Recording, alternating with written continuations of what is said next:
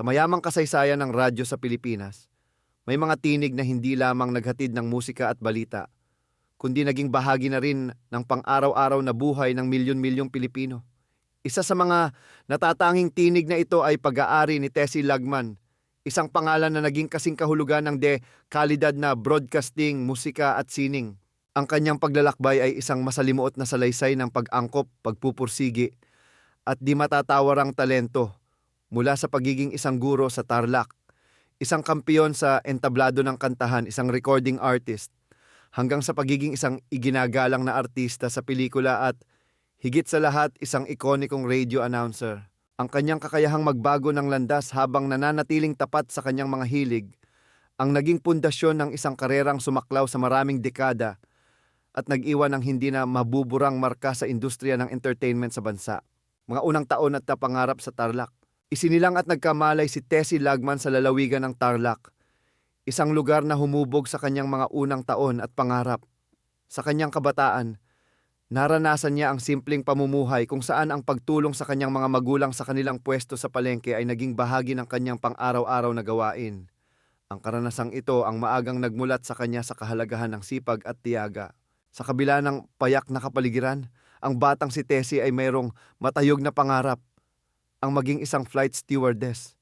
Para sa isang dalagitang taga-probinsya, ang profesyong ito ay sumisimbolo sa pagkakataong makalibot sa mundo, makakita ng mga bagong lugar, at maranasan ng isang buhay na puno ng abentura. Isang pangarap na malayo sa abot tanaw ng palengke sa Tarlac. Subalit, ang landas tungo sa pangarap ay hindi laging tuwid. Nang makapagtapos siya ng high school, hinarap niya ang isang malaking balakid na karaniwan noong panahong iyon. Ang kawalan ng backer o taga-suporta na makakatulong sa kanyang makapasok sa industriya ng abyasyon. Ang katotohanan ito ay isang maagang pagsubok sa kanyang katatagan. Sa halip na magpatangay sa pagkabigo, pinili niyang pakinggan ang praktikal na payo ng kanyang mga magulang. Pagbabago ng landas, edukasyon at mga unang pagsubok. Dahil sa sitwasyong ito, isinantabi ni Tessie ang pangarap na lumipad at sa halip ay tinahak ang isang mas tiyak na landas. Alinsunod sa gabay ng kanyang pamilya, nagpatala siya sa kursong edukasyon sa UCS College sa Tarlac. Ito ay isang desisyong nagpapakita ng kanyang paggalang sa mga magulang at ng kanyang kakayahang umangkop sa mga hindi inaasahang pangyayari. Sa kanyang pag-aaral, ipinamalas niya ang dedikasyon na kinakailangan upang maging isang mahusay na guro. Sa edad na 20, matagumpay niyang natapos ang kanyang pag-aaral sa kolehiyo. Tanga ng diploma at pag-asa para sa isang matatag na kinabukasan, ngunit isang panibagong pagsubok ang kanyang kinaharap. Sa kanyang paghahanap ng trabaho, naging hadlang ang kawalan niya ng civil service eligibility, isang rekisito para sa maraming posisyon sa gobyerno, kabilang na ang pagtuturo sa mga pampublikong paaralan. Ang sunod-sunod na kabiguang ito, mula sa hindi natupad na pangarap na maging flight stewardess hanggang sa hirap na makahanap ng trabaho bilang guro, ay sapat na sanang dahilan upang panghinaan ng loob ang sino man. Ngunit para kay Tessie, ang mga ito ay nagsilbing gatong lamang upang lalo pang pag-alabin ang kanyang determinasyon.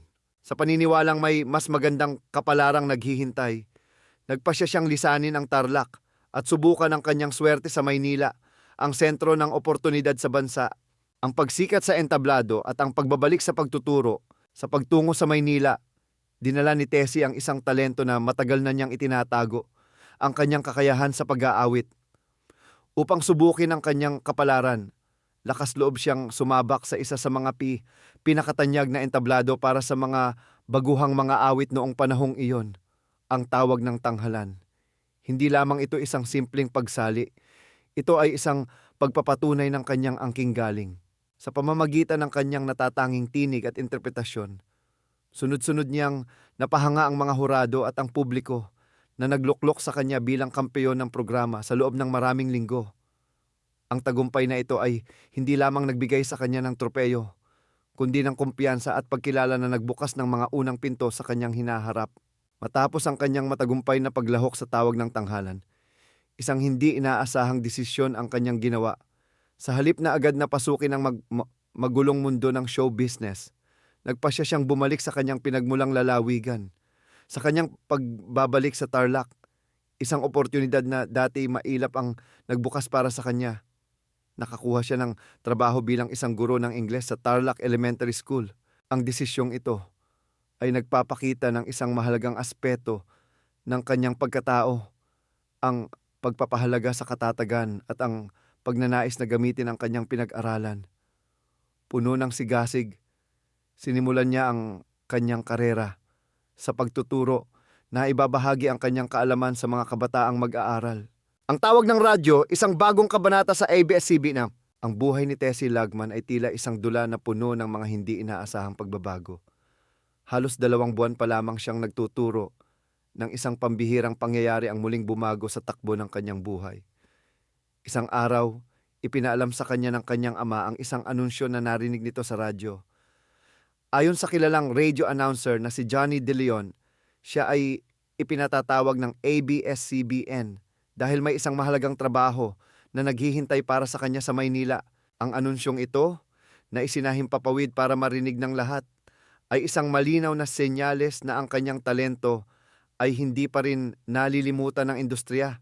Ang panawagang ito ay nagmula sa DWBD-WDW, ang istasyon ng radyo ng ABS-CBN, na nooy nagsisimula pa lamang noong 1969. Ang DWD-WDW ay may natatanging misyon. Ituon ang kanilang programa sa pagpapatugtog ng mga awiting lokal na likha at inawit ng mga Pilipinong mga awit. Sa isang panahong ang himpapawid ay pinaghaharian ng mga banyagang musika. Ang hakbang na ito ay isang radikal at makabayang inisyatibo na nagbigay ng napakalaking tulong at plataporma sa mga lokal na recording artists. Ito ang mundong naghihintay kay Tessie. Sa kanyang pagbabalik sa Maynila, napabilang siya sa 6 na kandidato na pinagpilian para sa posisyon ng announcer. Matapos ang masusing proseso, siya ang napili, isang patunay na ang kanyang tinig ay hindi lamang pang-awit, kundi panghimpapawid din.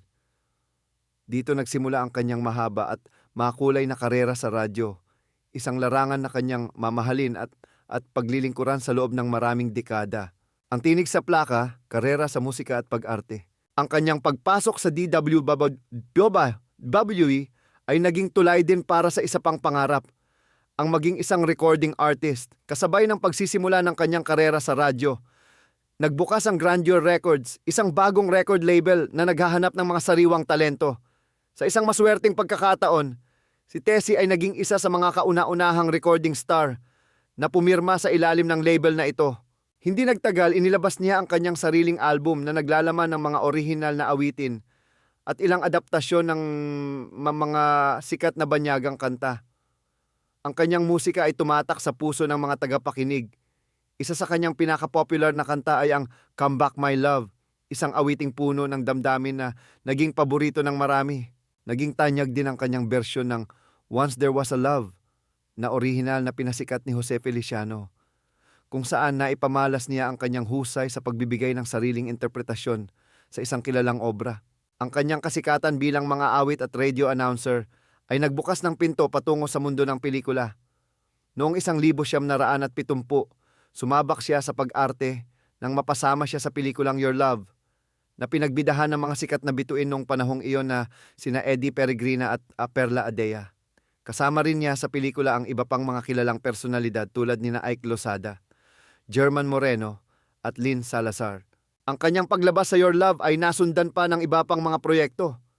Kabilang dito ang mga pelikulang Sonora in Wonderland at operetang Putol-Putol noong 1970, Love Story at Fiesta Extravaganza noong 1971, at ang Agent Playboy alias Jeff Rox noong 1978. Sa kabila ng mga oportunidad na ito, nanatiling malinaw sa isip ni Tessie kung ano ang kanyang tunay na hilig. Bagamat nagampanan niya ng maayos ang kanyang mga papel, hindi ang pag-arte ang kanyang naging pangunahing focus. Higit niyang nahanap ang kagalakan at katuparan sa kanyang trabaho sa radyo at sa pag-awit, ang dalawang larangan kung saan ang kanyang tinig ang pangunahing instrumento. Buhay personal, pananampalataya at patuloy na paglilingkod sa gitna ng kanyang abalang karera sa industriya ng entertainment. Nahatagpuan ni Tessie Lagman ang kanyang habambuhay na kapareha. Sa mundo rin ng musika niya nakilala si Nonoy Balboa, na naging kabiyak ng kanyang puso. Magkasama nilang binuo ang isang matatag na pamilya habang patuloy na sinusuportahan ang propesyon ng isa't isa. Biniyayaan sila ng 3 anak na pawang pinalaki nila ng maayos at naging matagumpay din sa kani-kanilang mga piniling landas sa buhay. Gaya ng maraming profesional, dumating ang isang punto sa karera ni Tessie kung kailan kinailangan niyang pansamantalang huminto. Naramdaman niya ang bigat ng mga pagbabago sa kapaligiran ng industriya ng radyo noong panahong iyon. Ang mga pagbabagong ito, maging sa format, pamamalakad, o sa mismong kultura ng broadcasting, ay nagdulot sa kanya ng pagnanais na magpahinga. Subalit, ang pagtigil na ito ay hindi nagtagal. Ayon sa kanya, tila may kulang sa kanyang pagkatao. Hinahanap-hanap ng kanyang puso at katawan ng pamilyar na kapaligiran ng radio booth, ang pakikipag-ugnayan sa mga tagapakinig, at ang kagalakang dulot ng pagbabahagi ng musika at kwento. Ang radyo ay hindi lamang isang trabaho para sa kanya. Ito ay isang bokasyon, isang mahalagang bahagi ng kanyang pagkatao. Dahil dito, nagbalik siya sa himpapawid, at ito ang karerang kanyang ipinagpatuloy hanggang sa kanyang pagtanda at maging sa kasalukuyan. Kahit sa kanyang mga huling taon sa industriya, hindi nawala ang kanyang pagnanais na sumubok ng mga bagong hamon. Minsan siyang lumabas sa isang independent film na pinamagatang Butanding, kung saan ginampanan niya ang isang papel na malayo sa kanyang karaniwang imahe, isang kontrabida. Inamin niya na sa simula ay nakaramdam siya ng kaba at pag-aalinlangan, lalo na't siya ay isang batikang personalidad sa radyo na mas kilala sa kanyang mainit at palakaibigang tinig. Ngunit sa tulong at pag-engganyo ng kanyang mga kasamahan sa produksyon, matagumpay at mahusay niyang nagampanan ang papel na ipinagkatiwala sa kanya. Sa labas ng industriya, si Tessie ay isang taong may malalim na pananampalataya. Mayroon siyang espesyal na debosyon kay Mama Mary at matibay na paniniwala sa Panginoon na nagsilbing gabay at lakas niya sa lahat ng kanyang mga pinagdaanan. Sa pagbabalik tanaw, ipinagmamalaki niya ang lahat ng kanyang mga nakamit at ayon sa kanya, wala na siyang mahihiling pa sa buhay. Ang kanyang kaligayahan ay matatagpuan na ngayon sa mga simpleng bagay, ang pag-aalaga sa kanyang mga apo, ang paggugol ng oras kasama ang kanyang pamilya, at ang paminsan-minsang pag-awit sa koro ng kanilang simbahan. Isang pagbabalik sa kanyang unang pag-ibig, ang musika, ang legasya ni Tessie Lagman. Ang kwento ni Tessie Lagman ay isang makapangyarihang testamento sa katatagan, pag-angkop, at pagsunod sa tunay na tawag ng puso. Mula sa isang dalagang may pangarap na maging flight stewardess, hinarap niya ang mga kabiguan ng may tapang at ginamit ang mga ito bilang pagkakataon upang tuklasin ang iba pa niyang mga talento. Ang kanyang paglalakbay mula sa pagiging guro, kampiyon sa kantahan, recording artist, artista, at sa huli, isang haligi ng industriya ng radyo, ay nagpapakita ng isang buhay na hindi natakot sumubok ng mga bagong landas. Si Tessie Lagman ay higit pa sa isang tinig sa himpapawid. Siya ay isang tunay na inspirasyon, lalo na para sa mga nagnanais na magkaroon ng karera sa broadcasting at sining. Ang kanyang buhay ay nagtuturo na ang mga pangarap ay maaaring magbago. Ngunit ang determinasyon at pagmamahal sa napiling larangan ay mananatiling pinakamahalagang sangkap tungo sa isang makabuluhan at matagumpay na buhay.